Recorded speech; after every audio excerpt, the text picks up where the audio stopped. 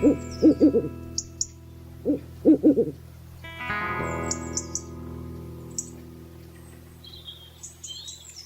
tardes y gracias por invitarme a poder participar en esta cátedra tan importante. Vamos a ver, la reforma laboral que se aprueba por el Real Decreto Ley 32/2021, ¿vale?, entra en vigor a partir del 31 de diciembre, pero realmente con respecto a lo que es la contratación, que es lo que más afecta, ¿no?, a nuestro sector, o sea, queda aplazada hasta el 30 de marzo de 2022. ¿Por qué? Porque todo lo que es contratación de contratos de duración determinada, el contrato por obra o servicio determinado o el contrato de eventual por circunstancia de la producción, que son los contratos que nosotros más utilizábamos, ¿vale?, van a sufrir una regulación completamente diferente. Hay un nuevo marco de contratación, ¿vale? En ese nuevo marco de contratación se potencia la contratación del fijo indiscontinuo y, por otro lado, se crean nuevos contratos de duración determinada, contratos que realmente no encajan en el sector. Nosotros hemos demandado mucho desde Asaja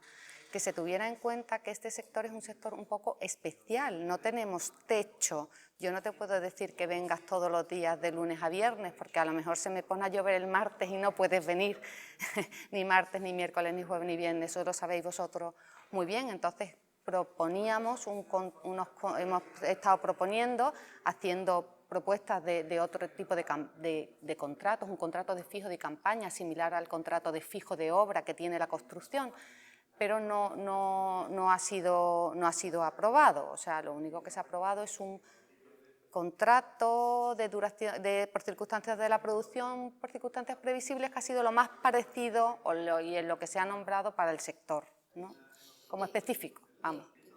Pues va a repercutir, va a suponer un mayor coste y sobre todo una burocratización tremenda, porque el contrato de fijo discontinuo supone hacer un solo contrato, pero después unos llamamientos, te obliga a unos llamamientos, que esos llamamientos dificultan mucho, o sea, hacen muy complicada la tramitación, porque ¿qué ocurre si yo no te llamo a ti como trabajador? Tú puedes accionar contra mí. ¿Cómo demuestro yo que te he llamado? Sabemos que ese tipo de relaciones no son fáciles, ¿vale? Y todo eso complica en un sector que no tenía sentido, ¿vale?, que se podía haber buscado otras soluciones para alcanzar ese mismo objetivo, ¿no?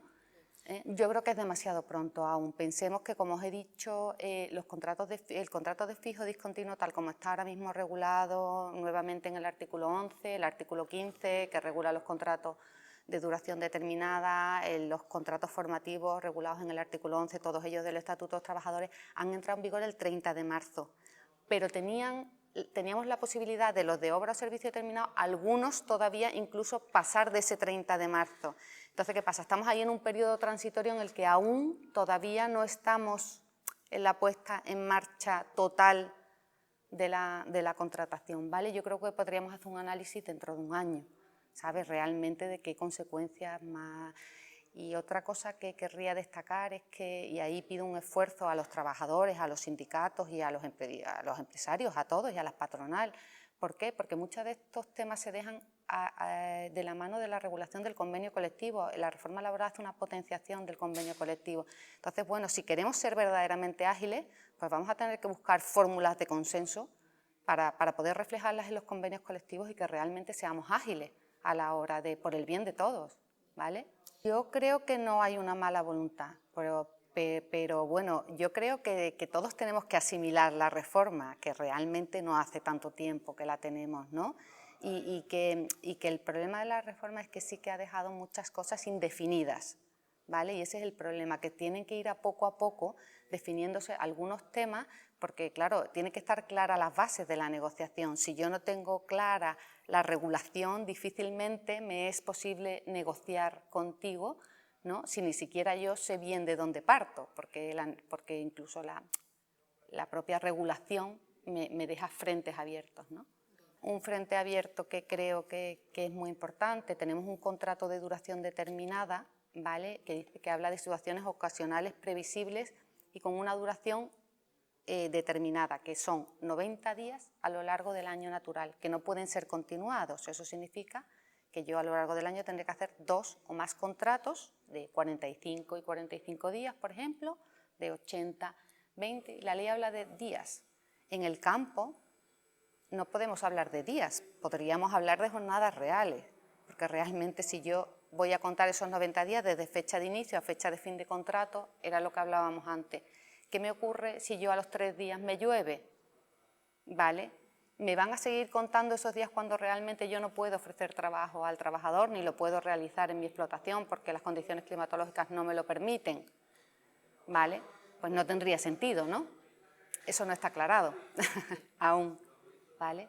Sabemos que desgraciadamente pues están subiendo mucho los costes de producción de combustible, de todos los productos de tratamiento fitosanitario, transporte, gasoil, en fin, tenemos una grande que es a más, ¿vale? Aparte de una gran subida del salario mínimo interprofesional, que es que de 2019 hasta ahora ha subido un 36%.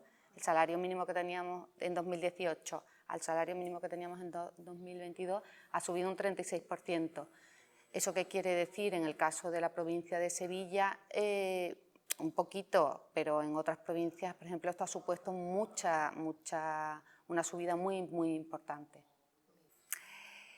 Yo creo que en el campo estamos confundiendo precariedad con eventualidad, ¿vale? Y eso yo creo que no es cierto, ¿vale? El campo ha sido eventual, pero no ha sido precario, creo. Creo que es nuestra forma de verlo.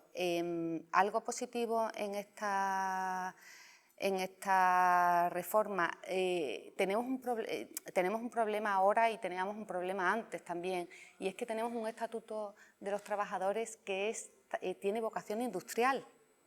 Entonces, la pena es que en una reforma laboral de un estatuto de los trabajadores donde nosotros habíamos hecho ver que realmente no tenía esa vocación agraria, se podía haber incluido esa vocación agraria y no se ha incluido, ¿sabes? Esa es la gran, lo que se echa en falta, ¿no?